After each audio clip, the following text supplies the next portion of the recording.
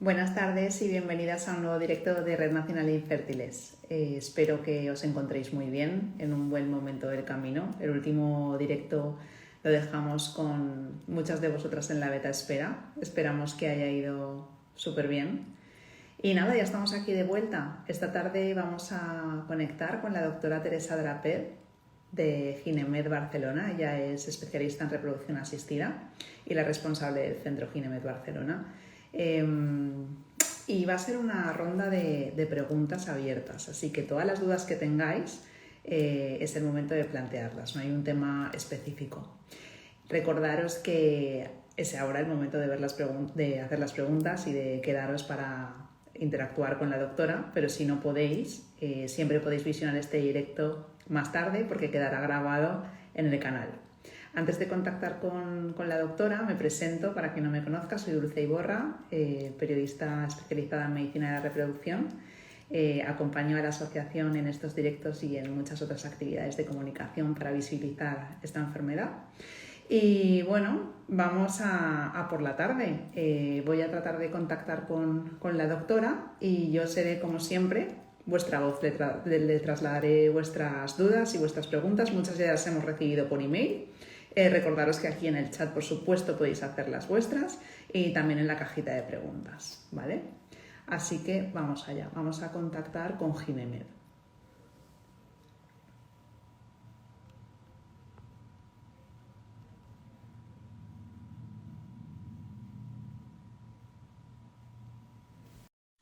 A ver si aparece en pantalla la doctora Teresa Draper, que es la especialista de la tarde.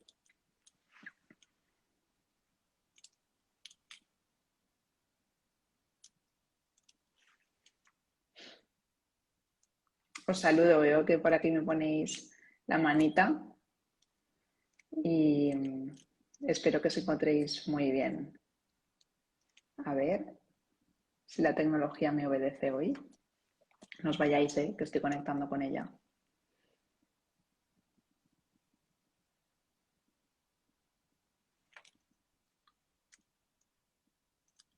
A ver, me ha solicitado de ella aceptar.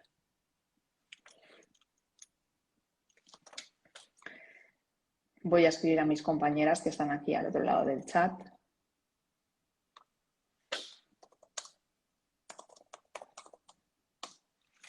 A ver si me pueden asistir, porque yo pocas preguntas os voy a poder contestar, ya lo sabéis.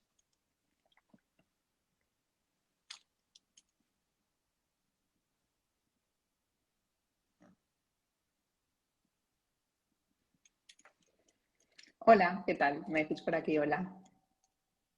Están llamando a la doctora. Si no, lo que haremos es... Ahora, doctora Hola, ¿qué Teresa tal? Draper, bienvenida. Gracias a vosotros. Qué bien tenerte aquí. Bueno, tenemos una tarde de muchas preguntas. Creo que tenemos un poquito de retardo. Bueno, sí, ¿Me me escuchas oyes bien? retardada, ¿eh? Un poquito sí. Bueno, no sé qué hacer al Vale. respecto. Nada, vamos a comenzar con normalidad. Y si vemos que el retardo, pues el lag se hace muy grande, colgaremos y volveremos a conectar. Muy bien. Ahora creo que tenemos un buen flujo de datos porque has contestado muy rápido a lo que te he dicho. Vale. Bueno, ya te he presentado, doctora, y ya les he explicado, como siempre, a la audiencia de la tarde que tenemos algunas preguntas que nos han llegado por email, que las tengo aquí. Y es una ronda abierta de preguntas, así que pueden hacer las preguntas que las pacientes quieran, bien por el chat o bien por la cajita. Yo te las voy a ir preguntando todas. Tenemos un montón y vamos a ayudar a muchas pacientes en este directo como cada tarde. Así que muchísimas gracias a ti y a Ginemed por estar esta tarde aquí. Bueno, al contrario, estoy encantada de estar con vosotros. Bueno, pues vamos adelante. Vamos a empezar, creo que fuerte, porque tenemos un caso. Mira, por aquí ya nos dicen que hay pacientes tuyas conectadas. Nos mandan mensajitos. Hay un caso un poquito extenso. ¿Tenemos papel y boli Sí, o lo hacemos de memoria? yo puedo apuntar, Vamos dime. allá. Dice, una paciente que tiene 39 años, 3 abortos previos, 2 en 2021 y el último en mayo. En julio comenzaron un tratamiento de circon antimuleriana de 1,18. Primera estimulación en julio, 12 ovocitos, de los cuales 9 maduros, fecundan 5 y solo un blasto, que vitrificaron para diagnóstico genético. Segunda estimación en septiembre, cancelada a punción, porque solo se veían 4 folículos, estimulación, perdón, de buen tamaño. Tercera estimulación también en septiembre, solo crecen 5 folículos y obtienen 4 ovocitos maduros. Solo fecunda 1 y no obtiene ningún blasto. Misma medicación en las 3 estimulaciones. Hacen DGP a embrión vitrificado de junio y es aneuploide. Las pruebas masculinas están bien y el esperma con fragmentación baja, 6% en método túnel. Antimuleriana actual 0,31 y la pregunta es si es normal la caída brusca de la antimuleriana en tan solo 2 meses, si ha podido verse afectada la reserva ovárica por las estimulaciones y si le recomendarías pasar a ovodonación. Si hay alguna duda, te repito lo que haga falta. A ver, las pruebas masculinas son normales, tiene hecha la fragmentación y tiene un FISH en semen hecho. No, todos tenemos esta información, ¿no? No, tiene, Bueno, sabe que tiene fragmentación, 6% método túnel, ya está, no tenemos esta información. Si la paciente está conectada y nos la quiere dar, nos la puede dar, pero de momento no la tenemos. en cualquier caso llama la atención el hecho de que tanto en el primer caso con 9 ovocitos maduros como en el segundo con 4 ovocitos maduros solo se haya conseguido un blasto. Es una tasa de fecundación y de embrión evolutivo bajísima. Esto se suele deber normalmente a un problema cromosómico, ya sea masculino o femenino. Claro, por eso preguntaba si el marido tenía un FISH en semen hecho, porque el FISH es un estudio de los cromosomas en los espermatozoides. Y si hay un desequilibrio superior al de la media de la población, eso puede justificar el hecho de que hayan blastos desequilibrados, embriones desequilibrados que no llegan a blasto. Incluso puede significar que la tasa de fecundación sea más baja. Si damos por bueno el factor masculino, entonces nos tenemos que centrar en ella. Sí que es verdad que llama mucho la atención que haya caído tan rápido esta antimuleriana. Pero bueno, tenemos que atenernos a lo que tenemos delante y en principio pues es así. Una antimuleriana de 0,3 es bajita, pero igual no sería como para justificar tampoco ese bajón. Pero sí que es verdad que un solo blasto y encima aneuploide desanima mucho. Tengo pocos argumentos objetivos como para animar a la pareja a repetir otro ciclo. En cuanto a que las estimulaciones hayan bajado la reserva ovárica, no, porque son 2 o 3 estimulaciones y no, en principio esa no es una causa de baja reserva en los ovarios, ¿eh? El hecho de... Mi consejo, claro, yo quizás sí pediría hacer una ovodonación, plantearía el tema. Esto no descarto hacer un siguiente ciclo, tampoco sé muy bien qué medicación han utilizado, ni qué dosis, ni qué tipo de fármaco, pero hoy en día los fármacos son todos muy buenos, muy potentes y entiendo que le han dado la dosis adecuada porque la respuesta ovárica era buena. Aquí lo que ha costado es llegar del ovocito al embrión. Y del ovocito al embrión, en principio, lo que trabaja aquí son los cromosomas de los 2 gametos, masculino y femenino. O metemos ahí un poquito el ojo o pasamos a ovodonación. Bueno, pues por lo menos ya sabemos el siguiente paso. Vamos con las preguntas del chat que ya empiezan a aparecer esta tarde por aquí. Tenemos varias. Dice, buenas tardes, yo tengo SAF y KIR AA, estoy tomando Adiro y Dolquine. ¿Es recomendable ponerme la 4ª dosis de la vacuna COVID? Sí, en principio la vacuna se tiene que administrar y no tiene por qué entrar en conflicto con la reproducción asistida. De hecho, para contestar ya todas las preguntas que vengan por el estilo, la vacuna siempre está recomendada, ¿no? Sí, sin duda, ¿eh? Perfecto. Es que ahora empezamos a tener más dudas porque No, como ya se nos ha pasado el susto, ¿no? amplío un poco mi respuesta, si te parece, Sí, porque adelante. sí que es cierto que estamos asistiendo a muchos efectos secundarios del orden de ginecológico, tanto por la vacuna como por el COVID, como por la enfermedad. Reglas atípicas, polimenorreas, incluso gente que entra en amenorrea, o sea, falta de regla durante unos meses. Es cierto que hay un cierto desequilibrio, ¿eh? Y esto es así, pero es superior el beneficio de la vacuna, por lo tanto, en principio hay que hacerla. Qué interesante. Pues ya lo sabemos, vacuna. Otra pregunta que plantean por aquí. Hola, buenas tardes. Cuando dicen dejar gluten y lácteos, ¿se refieren a lácteos en general y derivados o solo dejar la lactosa? No, en principio se refieren a dejarlo los lácteos en general. El lácteo en general tiene un efecto sobre todo en el factor masculino, no tanto en el femenino. Depende también de la ingesta de lácteos. Yo lo que aconsejo es que no sea muy alta, nada más. Eso no quiere decir que no puedas tomar un poquito de leche por la mañana y algún yogur cuando te apetezca, incluso algo de queso, ¿eh? No es un problema, pero hay gente que toma mucho lácteo. Y si el factor masculino está alterado, pues valdría la pena valorar dejarlo o hacer una reducción importante. Em, Esta misma paciente pregunta, ¿aconsejan dejar el gluten ante una transferencia? No, no hay evidencia de que eso mejore las opciones de embarazo, ¿eh?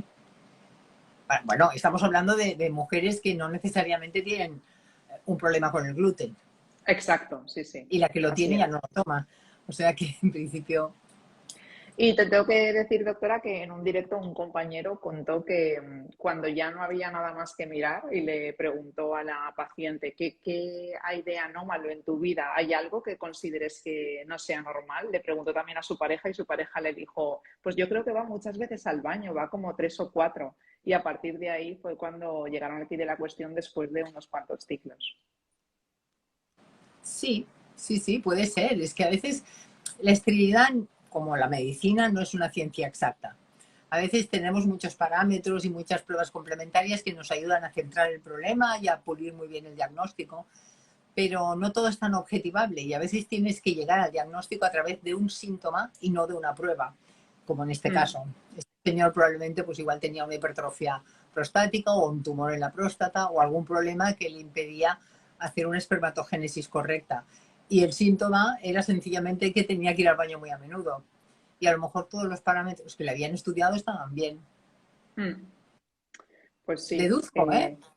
Sí, sí, y entiendo que, bueno, tú además eres especialista en, digamos que el estudio único de la paciente, ¿no? Personalizado, y eso es muy importante siempre, porque lo vemos en los foros, en estas mismas preguntas, ¿no? Que siempre decimos que damos una pauta y es una guía y es como una segunda consulta virtual, pero nunca es igual que tener a la pareja delante, ¿no? Y poder estudiarla solo a ella con su caso, con su pronóstico, con sus tiempos, ¿no?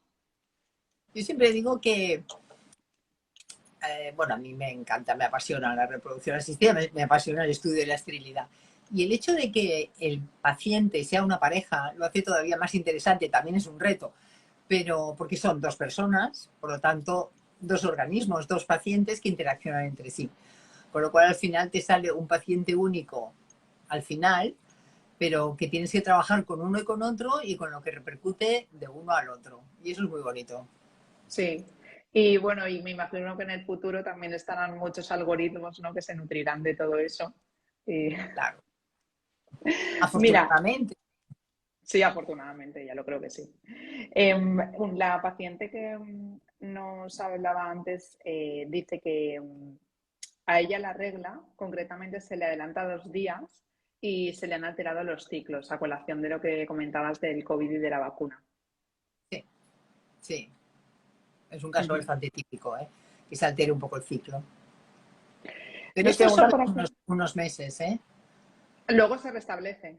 Sí. Nos pregunta por aquí una paciente por qué se pierden embriones a la hora de realizar una biopsia.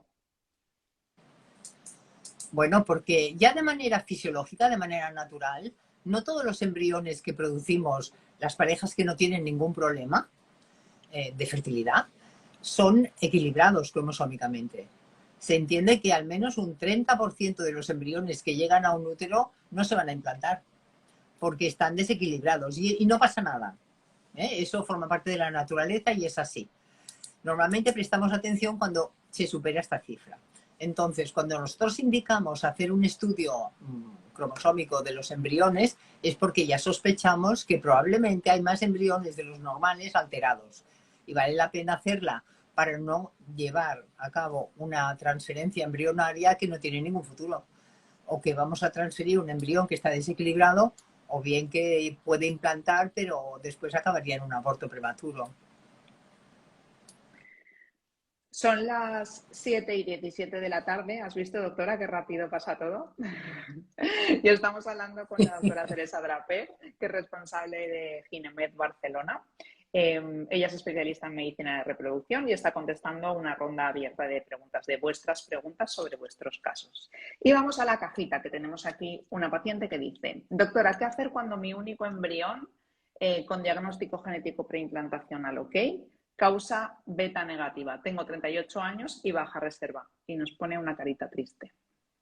Claro, claro que está triste. A pesar de que tengamos un embrión perfecto y preparemos un endometrio bien, la probabilidad de embarazo nunca es del 100%. Precisamente en Ginemed tenemos unas tasas de embarazo muy altas, porque las tenemos un laboratorio muy bueno y nos sentimos muy a gusto con eso, pero todo y así, hablo de óvulos propios, por ejemplo, es difícil superar el 55% de probabilidad de embarazo con embrión, incluso o un 60% si tú quieres, pero no más, nunca un 100% desde luego. Entonces, claro, forma parte de la normalidad y de la expectativa que hay que generarle a los pacientes en el momento de hacer el tratamiento.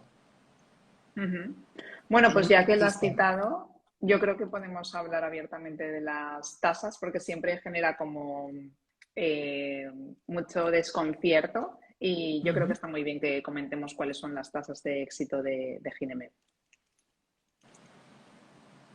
Vale.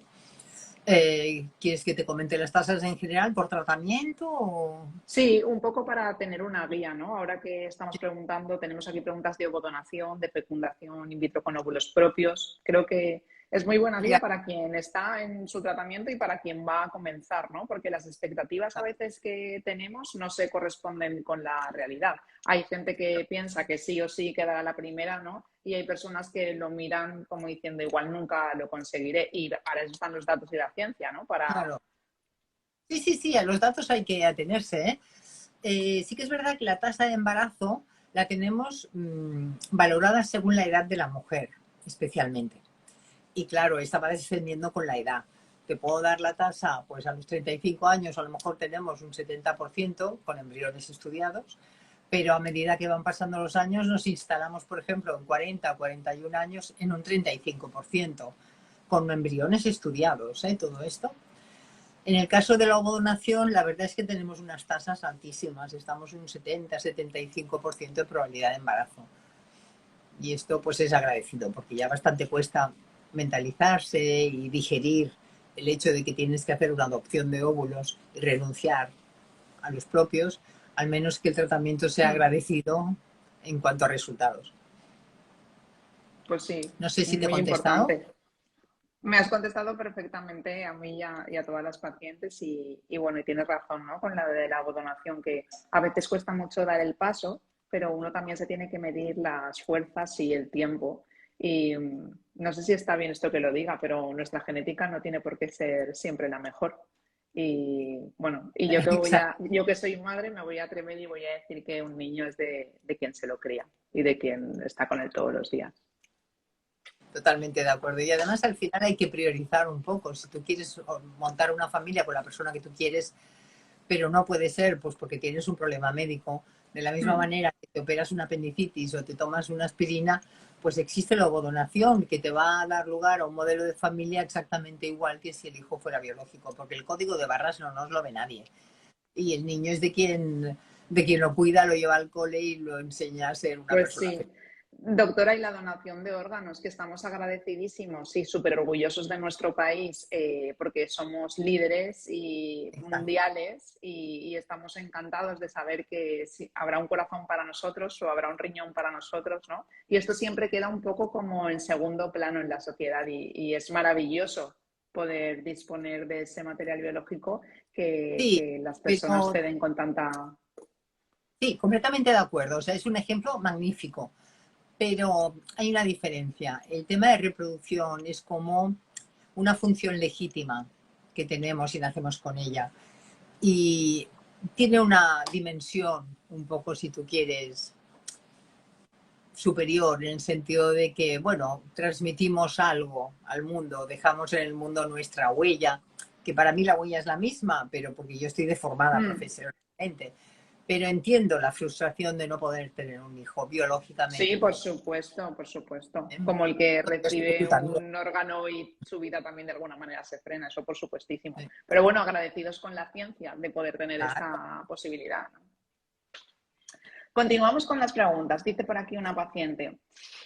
En febrero tenía la antimuleriana a 1,08 y hace unas semanas estaba a 4,32. ¿Es posible? Un legrado en agosto tras 6 semanas de embarazo. ¿Puede ser por eso? No. No, porque la antimuleriana lo que mide es la hormona, pero en las células de la granulosa que no tienen por qué alterarse por un aborto. En principio no, yo creo que hay un problema de determinación del laboratorio, francamente. ¿Debería de repetirse la prueba? Sí, hay que desempatar eso. Sí. Vale, queda claro. Otra paciente nos dice por aquí. Buenas tardes, tengo 36 años, gira BC1C1 y cariotipos normales. Hace 2 meses legrado por embarazo embrionario. ¿Sería obligatorio hacer DGP a los futuros embriones? ¿Me has dicho es un C1C1? Yo la inmunología no es mi fuerte, ¿eh? Porque afortunadamente en Ginemet tenemos unidades especializadas y cuando hay problemas de inmunología siempre hablo con el doctor Jiménez Tuñón, que es el referente en fallos de implantación. Pero creo recordar, si no voy errada, que el C1C1 puede tener sus problemas a la hora de implantar. Pero el embrión estaba estudiado genéticamente, cromosómicamente, no sabemos. No, lo pregunta. Si sería obligatorio hacer diagnóstico genético a los futuros embriones Y con sabemos este la edad paso. de ella. 36 años. Hombre, 36 es difícil que tenga un problema cromosómico sus óvulos. No sé el factor masculino cómo estaría. Si es el primer embrión que le transfieren, en principio yo no me preocuparía. Pero si ya lleva varios fallos de implantación, sí que habría que estudiar eso cromosómicamente a ver qué pasa. Y el factor inmunológico igual hay que valorarlo, ¿eh? Tenemos Aquí una no quiero paciente yo... que... Dime. Vale, sí, sí, queda clarísimo. No. Que cada uno a lo que se dedica y cuando no se puede contestar, pues no se contesta. Está maravilloso. Nada, que una paciente decía por aquí que al hilo de lo que comentábamos de la donación, que ellos están con doble donación y que están muy contentos. Y yo voy a aprovechar este directo, me voy a tomar la licencia de felicitar a una amiga mía que acaba de ser mamá por fin después de muchísimos años y muchísimos fallos y abortos de muchísimo ya de desarrollo importante y acaba de ser mamá y la quiero felicitar porque ella y yo sabemos lo que ha pasado. Y Bueno, continuamos. me alegro. Dice, hola, si un blastocisto BC implanta, ¿tiene más probabilidades de aborto que un AA o la calidad solo afecta a la implantación? La calidad, a ver, maticemos calidad, porque una cosa es el aspecto del embrión desde el punto de vista morfológico, que es lo que valora estas letras, y lo que valoran los embriólogos cuando te dicen si es A, B, C, y otra cosa es la distribución, el equilibrio cromosómico que este embrión tenga. Estamos cansados de ver embriones A que tienen una alteración cromosómica y en cambio embriones C que están perfectamente equilibrados y que los pones y nace un niño perfecto. Por lo tanto, yo diría que todavía está por acabar de definir esa confluencia entre la morfología y la distribución cromosómica. Es difícil esa respuesta. Está claro. Sí. Una paciente nos pregunta por aquí, ¿qué es la ovodonación? La ovodonación es un proceso por el cual la mujer no puede aportar sus óvulos a la reproducción y entonces tiene que servirse de óvulos donados de otra paciente, de pacientes donantes que hacen su donación, esos óvulos están congelados o vienen fresco, se fecundan con los espermatozoides del marido de esa mujer, de esa paciente receptora, y el embrión se pone en el útero de la receptora. Con lo cual ella lleva a cabo el embarazo, el niño es suyo desde todos los puntos de vista, excepto en el biológico. Queda clarísimo. Y hemos estado hablando para esta paciente que pregunta sobre el duelo genético, ¿no? Porque a veces pues, cuesta dar ese paso y quizás por eso preguntaba la paciente. Dice por aquí otra paciente. En el segundo día después de la transferencia he olvidado ponerme los óvulos de progesterona por la noche. ¿Qué ocurre? Nada. Nada. Nosotros mantenemos una pauta. Nosotros ponemos una pauta muy sobrada de progesterona, con lo cual un olvido de una dosis no tiene ninguna repercusión, que no se preocupen. Vale, ya, yo ya estaba también preocupada. No.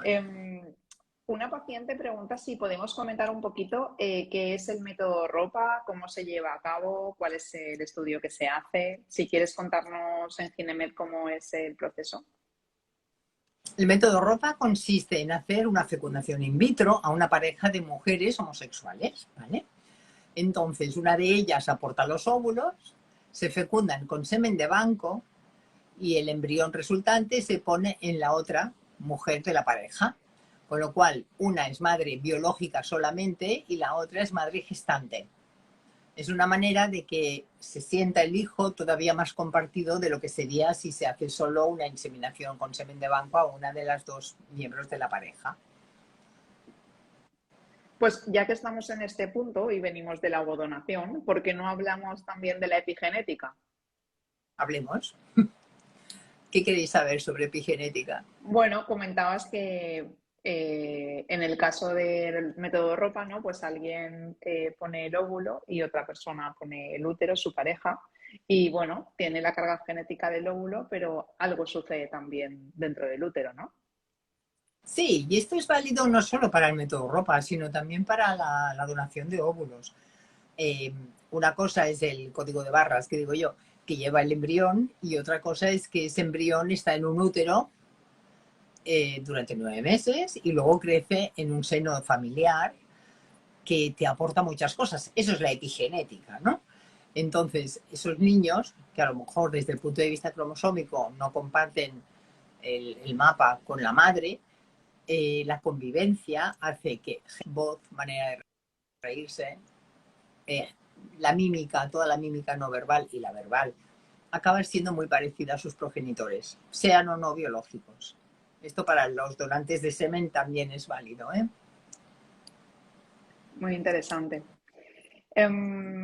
Continuamos tenemos muchísimas preguntas aquí en el chat y tengo una buena pila también del email. Son las 7:30. Estamos hablando con la doctora Teresa Draper de Ginemed Barcelona, especialista en medicina de la reproducción.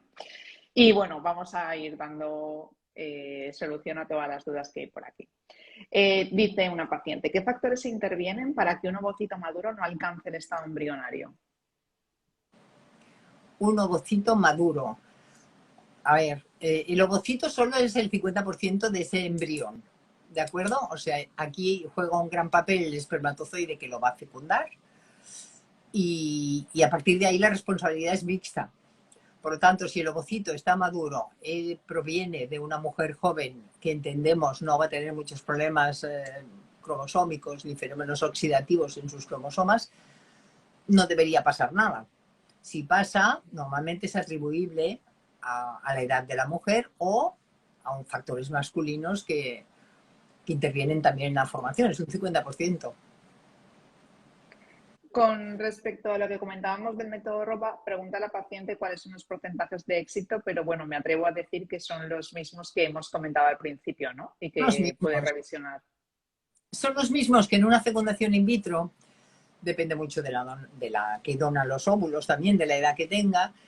La ventaja es que aquí siempre contamos con semen de banco, que es un semen bueno, bien estudiado, y entonces eso puede subir un poquito el porcentaje de embarazo. Vale. En las si ves parejas que no contesto bien, homosexuales, por me lo tanto, dices. No, está perfecto. Simplemente significan entonces que las parejas homosexuales verdaderamente tienen una infertilidad más social, ¿no? Y los gametos funcionan mejor, ¿no? Haciendo su función. Claro. Uh-huh. Tenemos una paciente triste por aquí que nos ha puesto un comentario en la cajita que dice que ha tenido su cuarta transferencia fallida, la última con diagnóstico genético preimplantacional OK, que tiene 33 años y que está bastante desanimada. Te mandamos toda la fuerza del mundo. Sí, claro. Hay que ver por qué está saliendo este DGP alterado. Es importante. Cara a futuros tratamientos, claro. Claro, y además es muy joven, ¿no? Porque muchas veces Claro. ponemos el foco en la edad Bueno, y que ellos... cuando hablamos de embriones no podemos olvidar al hombre, ¿eh? Ella es joven, pero su marido no sé si es joven o no, pero incluso un marido joven puede tener problemas cromosómicos en sus espermatozoides, ¿eh? Estuve hace poco en una reunión científica donde se ponía esto de manifiesto, ¿no? Que muchas veces se tiene en cuenta más a la mujer que al hombre, y si al hombre se le tuviera tan en cuenta como a la mujer, igual sustituyendo sus gametos nos ahorraríamos mucho camino, ¿no? Sustituyendo es una opción o tratándolo es otra, estudiándolo bien. El factor masculino no puede ser el gran olvidado. Hay muchas opciones para optimizar los resultados de un factor masculino alterado. Existen pruebas de fragmentación, existe el fish en semen, existen estudios hormonales, soporte con antioxidantes y luego dentro del laboratorio muchas maneras de tratar el semen que optimizan su resultado. Por lo tanto, todo esto, si no pones el foco un poco también en el factor masculino, no estamos trabajando bien. Eso seguro. Pues mira, a colación de esto que comentas, doctora, preguntan por aquí dos cosas. Una, ¿cuál es la diferencia entre un FISH y un cariotipo? Y la segunda, ¿para qué sirve el fertil chip? A ver, el cariotipo es un estudio en sangre periférica, es un análisis de sangre que se hace a uno de los dos miembros de la pareja para estudiar su dotación cromosómica, si está bien equilibrada o no. Y lo único que nos informa es si tiene 46 cromosomas, su X y su Y, o su X y su X, si es varón o hembra. ¿Me has preguntado la diferencia entre esto y Sí, el ¿y DGP? para qué sirve el fertil chip? Ah, no, y el FISH. No, El FISH. primero, ¿cuál es la El diferencia entre cariotipo y el cariotipo y el FISH. FISH? Y luego te he El FISH. preguntado acerca del fertil chip. El FISH es un estudio que se hace sobre los espermatozoides, es un estudio de inmunofluorescencia en el que se estudian un número determinado de cromosomas. Los números que normalmente más se alteran, ¿vale? Los cromosomas están numerados, 1, 2, 3, 4, hasta 23, y entonces lo que hacen es estudiar los que más se alteran, a ver si estos están equilibrados. Es diferente. Muy bien. Un señor puede Queda tener claro. un cariotipo absolutamente normal y un FISH muy alterado. Queda claro. ¿Y el fertil chip? Y el fertil chip es una técnica de cribado de los espermatozoides que tienen mucha fragmentación. La fragmentación afecta a la viabilidad de los espermatozoides, a su capacidad de fecundación y de dar lugar a un embrión equilibrado. Por lo tanto, cuando el hombre entrega la muestra en el laboratorio para fecundar los óvulos, se aplica esta especie de, yo le llamo un poco un colador, que lo que hace es que solo deja pasar a aquellos que tienen la fragmentación muy baja.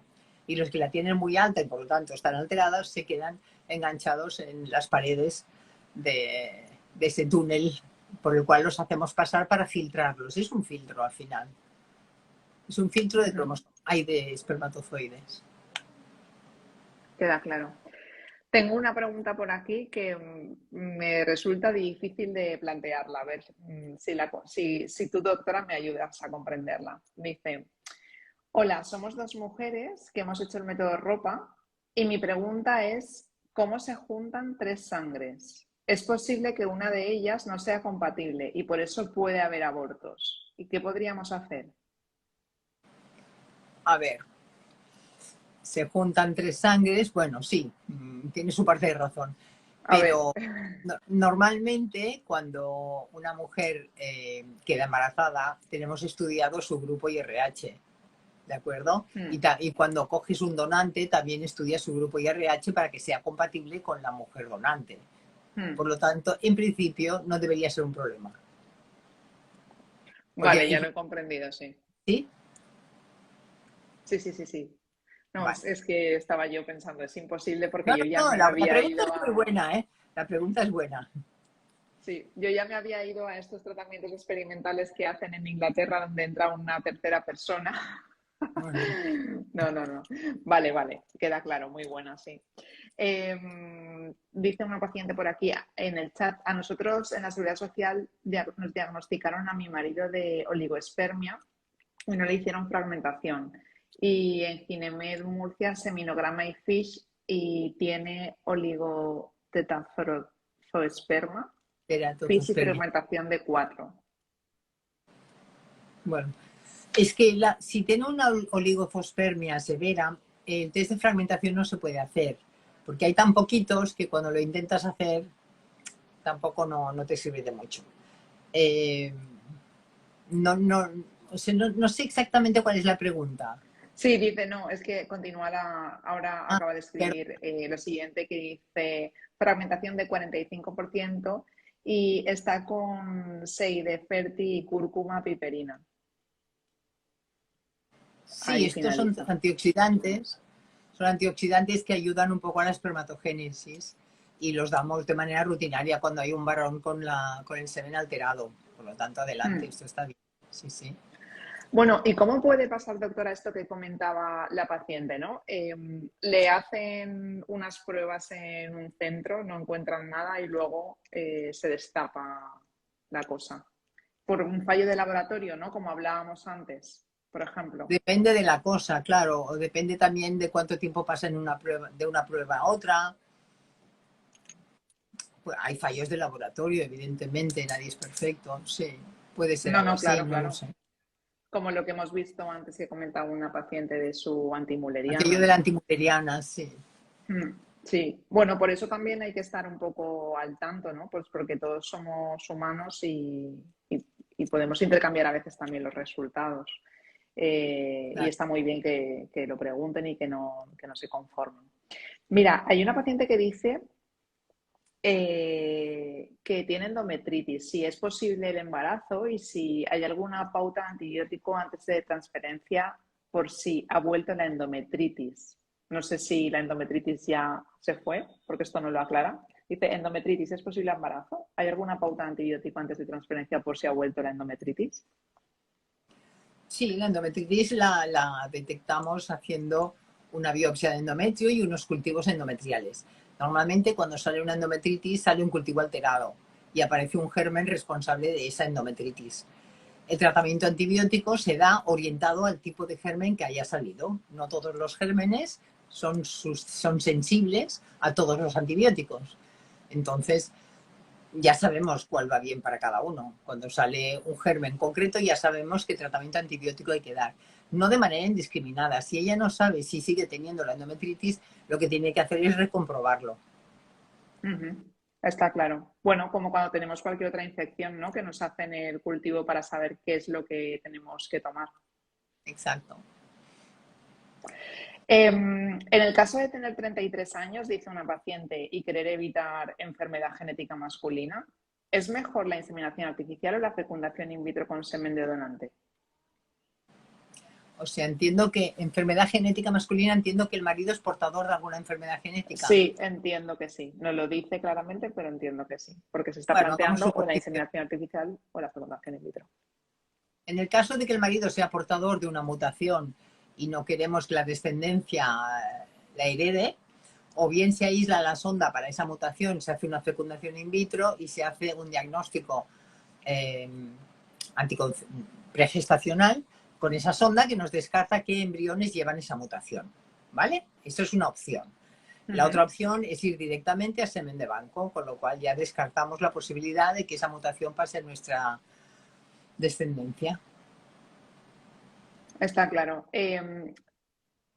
Últimamente, según los informes de la Sociedad Española de Fertilidad, vemos que la inseminación artificial cada vez cae más, ¿no? Que se reserva para un tipo de paciente. ¿Cuál es tu opinión al respecto?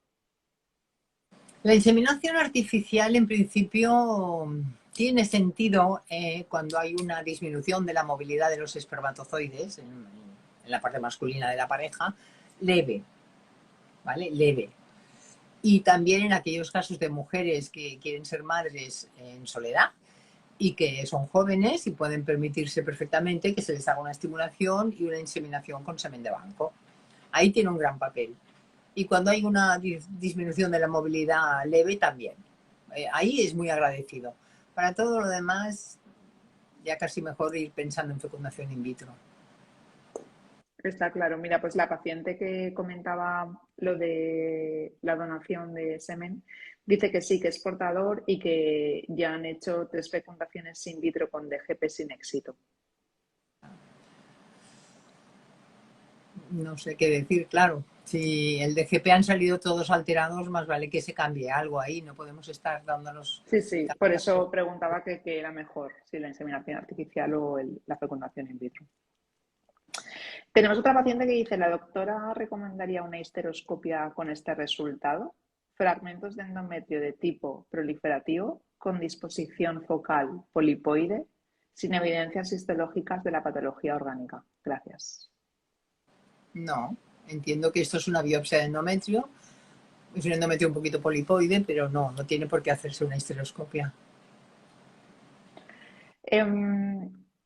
Vale. En el contexto, Ahora... por la pregunta que me haces, me faltan muchos Sí, datos, sí. ¿eh? Sí, sí, por eso si ella quiere ampliar que nos diga y de momento la dejamos aquí. Otra paciente pregunta qué diferencias hay entre la ovodonación completa o la mini ovodonación. No entiendo a qué llamamos miniovodonación. Sí, a ver, yo creo que sí que lo entiendo. Creo que hay algunas clínicas que disponen de una donante, reservan sus óvulos de una donante para una paciente y hay clínicas que quizás parten esa cohorte, ¿no? Y por eso le llaman mini ovodonación. Creo Ah, que de tiene que ver acuerdo. un poco con el pronóstico reproductivo de la Vale, paciente. Creo que va por ahí la cosa. vale, vale. Es que no, Debe ser desconocía la algún nomenclatura, término. conozco el proceso, pero desconocía la nomenclatura. No, Creo que es diferencia eso, ninguna. ¿eh? Diferencia ninguna. Al final, si tienes un embrión bueno, pues no importa si viene de 12 óvulos o de 6. Lo importante es tener un buen blasto y que este blasto implante y dé lugar a una gestación. Ya está, no tiene más. Ya. Quizás También lo se más trata diferente de importante, manera económica, ¿eh? exacto. Y yo creo que aquí igual lo más importante es qué tipo de paciente puede conseguir ser madre con menos embriones, ¿no? O con menos óvulos. Sí. A lo mejor Y no luego hace falta también, pagar toda una donante porque tu marido está bien, porque tú tienes una buena receptora de embriones y que mm, solo que te pongan un buen embrión y que esté bien equilibrado te vas a quedar embarazada, por lo tanto no hace falta disponer de tantos óvulos. y luego también, doctora, si me lo permites, yo creo que también para no estocar tanto, ¿no? También. Igual por la parte de la clínica también hay que empezar a sopesar cuántos embriones vamos a necesitar para no tener sobrantes, porque cuántos hijos queremos tener, ¿no? Eso igual nos lo preguntan en la primera Sí. visita, aunque sea lógico que queremos tener hijos, igual hay que preguntar, pero uno, dos. Esto es muy importante, ¿eh? Y además también es una manera de ser un poco responsables en el sentido de que no podemos estar acumulando material genético que al final no va a tener ningún fin reproductivo, porque Claro. nos encontramos muy a menudo con todo eso. Y luego hay otro aspecto que no es menospreciable. Hay una limitación económica. Estas técnicas son muy caras y a lo mejor el hacer una mini ovodonación te lo permites y no te puedes permitir una donación grande. Entonces, y en cambio, tus probabilidades de embarazo no van a verse mermadas. Hay que escoger bien qué paciente es candidata, desde luego. Claro. Pero si se escoge bien, no tendría por qué ser un problema. Qué bien. Mira, pues más opciones.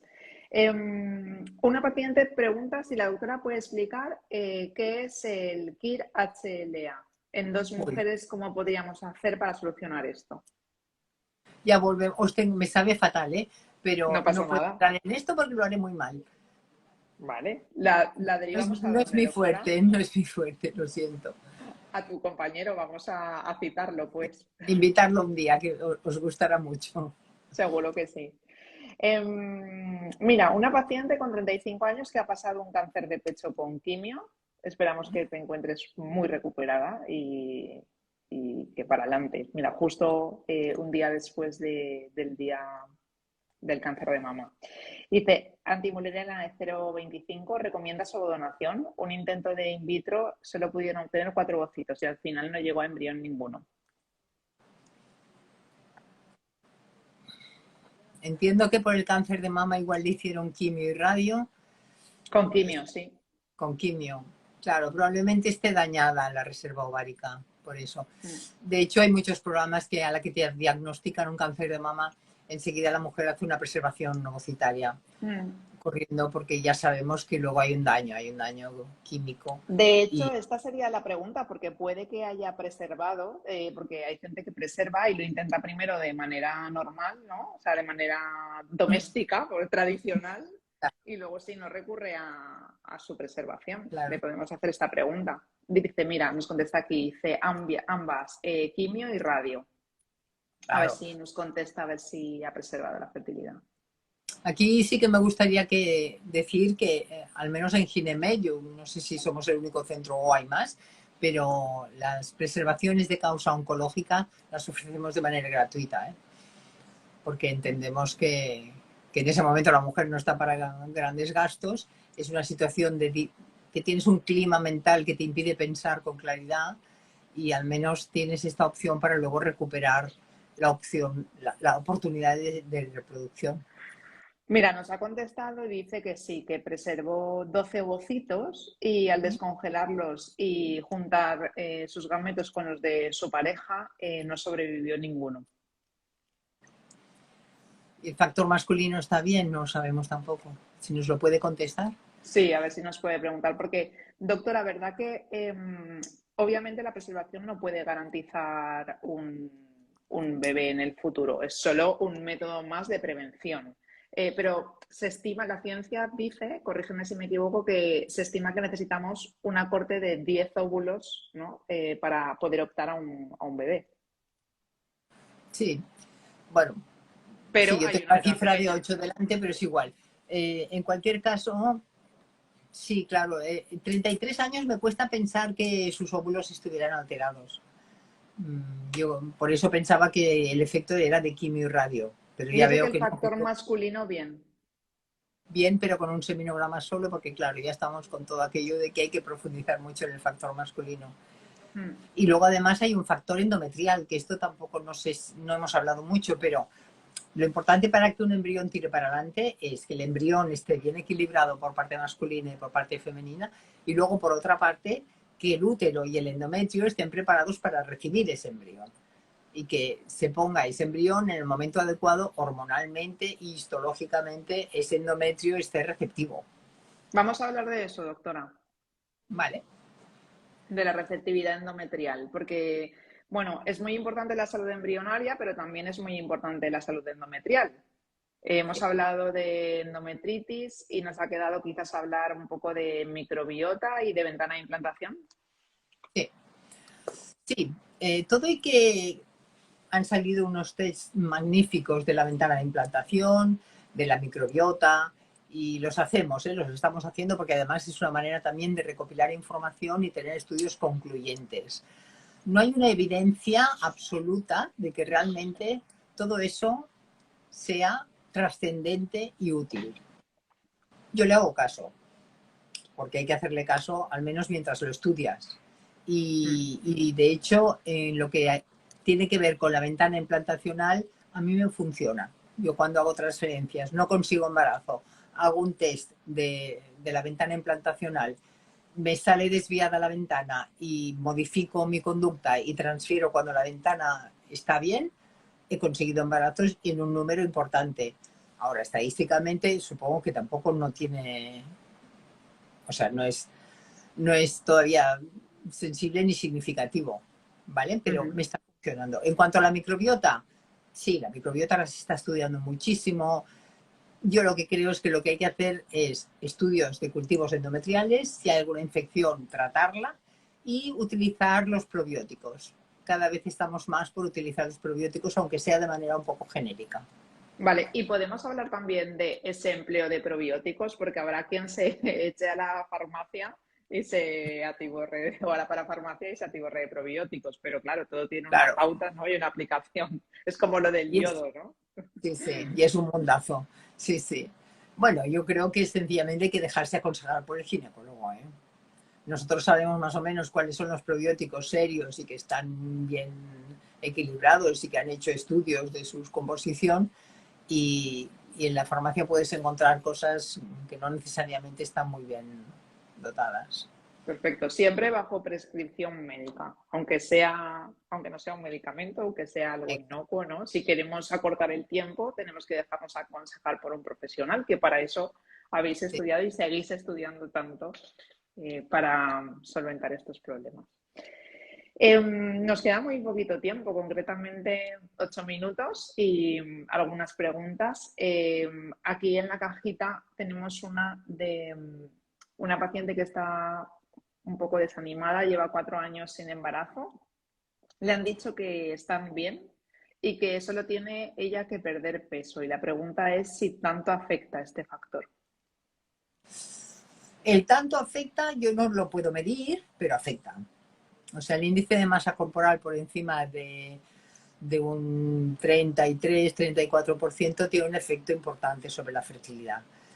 No solo por el peso, o sea, no es exactamente el peso, sino el cambio metabólico que todo esto comporta y los cambios hormonales que también llevan consigo.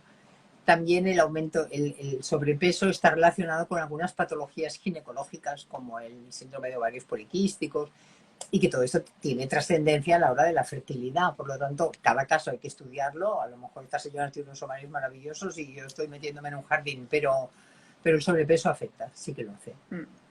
Y afecta a todos los planos de nuestra vida, porque a veces sale aquí y yo entiendo perfectamente que hay quien se siente un poco sobrepasada, ¿no? Por el tema del sobrepeso, porque es un tema difícil, porque no todo el mundo tenemos facilidad para ganar y perder peso, pero al final afecta a la fertilidad y afecta a muchos otros planos de nuestra vida y a otros temas de salud, ¿no? Aunque nos cueste a veces reconocerlo o no queramos que así sea. Sí, el sobrepeso es un tema muy importante y además que tiene mucha trascendencia emocional y mental, ¿eh? Es un tema de salud mental también al final. Hay gente que tiene su obesidad y que realmente tiene un problema muy serio y no es un tema de voluntad, sencillamente tiene un problema metabólico y no depende solo de ella el perder ese peso. Hay otra gente que está más abandonada, evidentemente. Pero sí que es cierto que cuanto más delgados, más sanos. Esto es así. Y tenemos que Sí, poner de nuestra parte. pues sí, y si estamos en edad reproductiva quiere decir que todavía somos jóvenes y que tenemos que cuidarnos. Así Claro. que mucho ánimo y ojalá eso mejore. Preguntan por aquí cuántos óvulos se donan, pero yo creo que quiere preguntar se reciben en una ovodonación. Depende, si es una donación en fresco, en principio yo creo que se recibe todo lo que aquella donante da de sí en un proceso de estimulación de la ovulación. Si son óvulos congelados, se puede recurrir a lo que hablábamos antes, a la donación parcial, es decir, que no te dan todos los óvulos de una donante, sino unos pactados, pues 8, por ejemplo, o 6, y ya está. Es así. Me imagino que eh, habrá, lo que comentábamos antes, ¿no? Habrá quien necesite un poco más, habrá quien necesite un poco menos. En el caso de que sea una paciente que necesite el máximo, ¿cuál es el máximo que generalmente puede tener? A ver, el máximo en fresco es el máximo de óvulos que podamos sacar de una paciente que sea muy prolífica, hay de una donante que sea muy prolífica.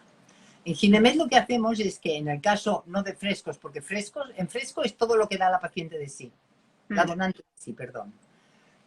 Cuando estamos hablando de óvulos vitrificados, en Ginemed lo que hacemos es que se donan 8 óvulos porque sabemos que cada 4 óvulos nos permite conseguir un embrión en blasto bueno, en condiciones normales.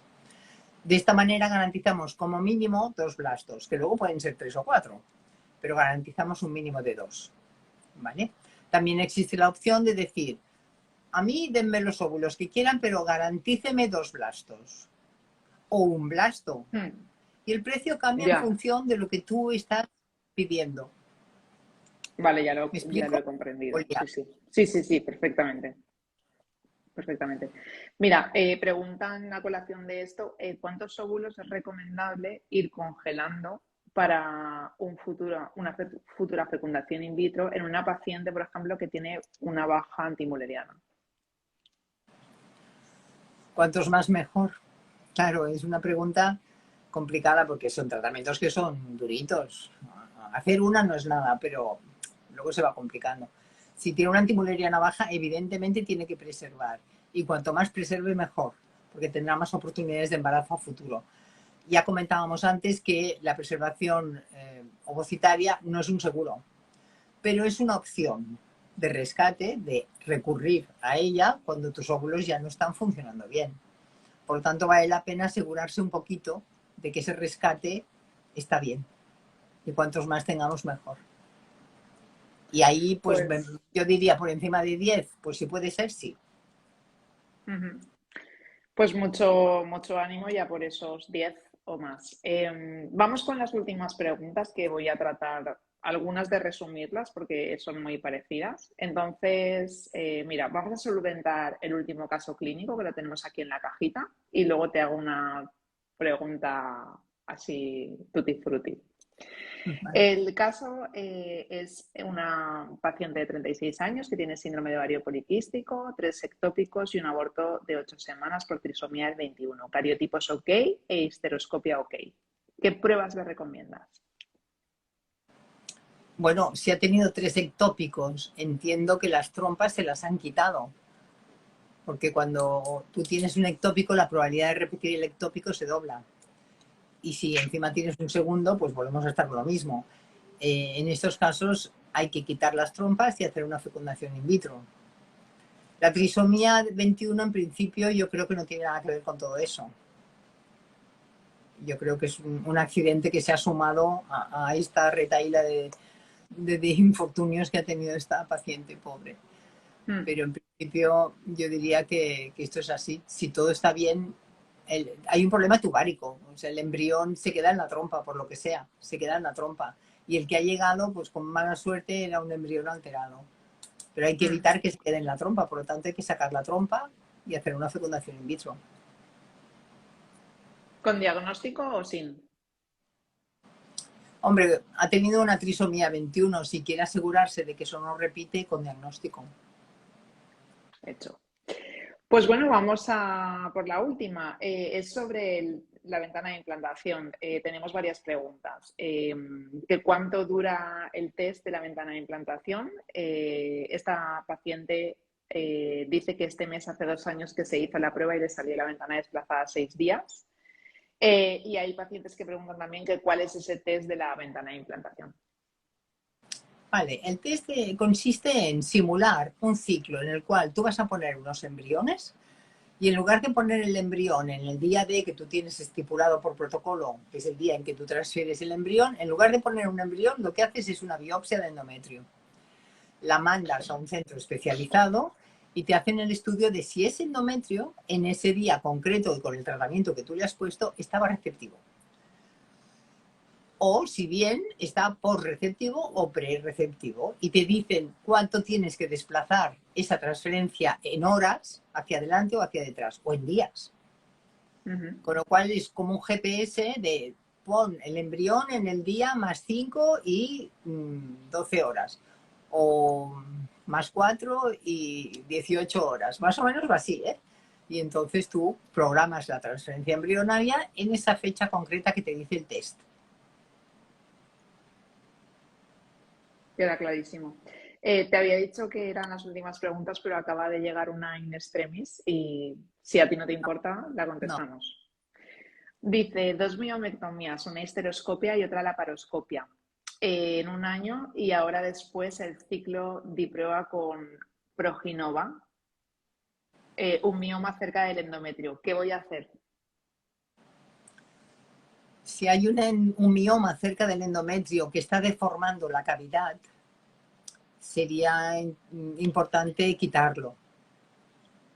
hay que ver cuánto protuye dentro de la actividad, de la cavidad ese mioma, para valorar si es fácil quitarlo o no y si es trascendente o no esa protusión. No siempre lo es. Bueno, Pero claro, hay que ver el pues caso concreto, la imagen concreta. con esta recomendación finalizamos. Doctora Teresa Draper, Ginemet Barcelona, muchísimas gracias. Ya has visto cómo se nos ha pasado la hora. Me ha gustado mucho. A mí también. De Te espero acuerdo. muy pronto. Muchas gracias. Hay Hasta muchos pronto. mensajes de agradecimiento por aquí y bueno, y nuestro agradecimiento también mío y el de la asociación. Muchísimas gracias, es una labor encomiable la que hacéis aquí cada tarde y bueno, aquí dicen gracias por todo. Y vuelve, por favor, doctora, a alguno de nuestros directos. De acuerdo. Si me invitáis, lo haré. Y suerte Claro a que todos. sí. Mucha suerte a todas, mucho ánimo. A ver si os conectáis en el próximo directo y nos dais buenas noticias, que en algunos directos nos decís que estáis en beta espera, luego nos conectáis, no sabemos si ha ido bien o ha ido mal. Si ha ido mal, mucho ánimo, y si ha ido bien, esperamos que pronto nos deis la súper buena noticia de que todo continúa yendo súper bien y que tenéis a vuestro bebé en los brazos. Muchas gracias a todas y nos vemos en el próximo directo. Un beso fuerte. Adiós.